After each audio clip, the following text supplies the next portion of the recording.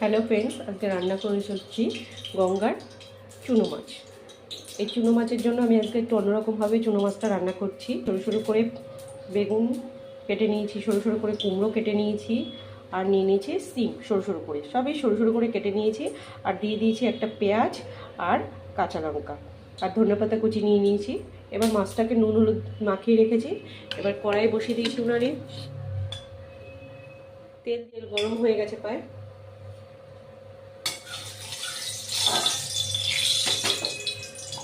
এবার এই মাছটাকে, ছোটো ছোটো মাছগুলোকে ভেজে নেব।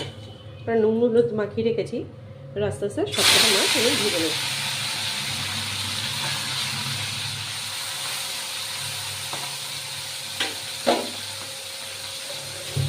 মাছ ভাজা হয়ে গেছে, এবার তুলে নিলাম। এবার আর বাদবাকি মাছগুলো ভেজে নেব। একটু তেল দিয়ে দেবো।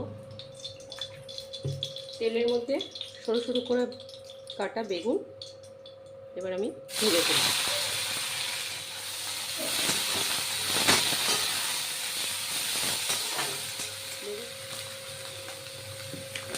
সামান্য একটু লবণ দিয়ে দেবো।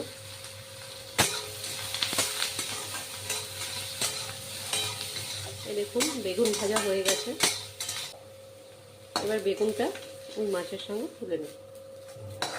কড়াইতে তেল দেব। এবার ভাজবো আমি সরু সরু কাটা কুমড়োগুলো।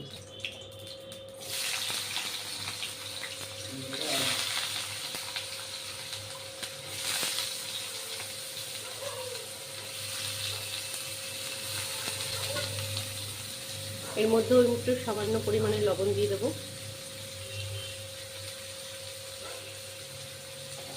বেশি দেবেন না।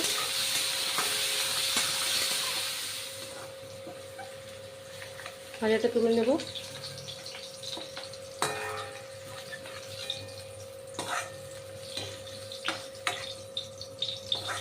এবার এই তেলেই দিয়ে দেবো একটা শুকনো লঙ্কা ফোড়ন,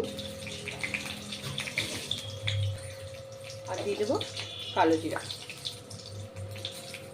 এবার সিম কুচানো আর পেঁয়াজ সঙ্গে দিয়ে দেবো।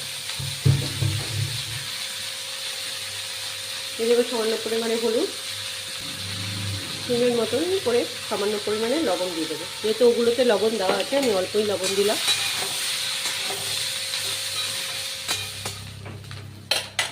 এবার সব দিয়ে দেবো, যেগুলো আগে ভেজে রেখেছিলাম এগুলোকে দিয়ে মিক্স করবো। ধনেপাতা কুচি। আমার এই ভাজাটা যদি ভালো লেগে থাকে অবশ্যই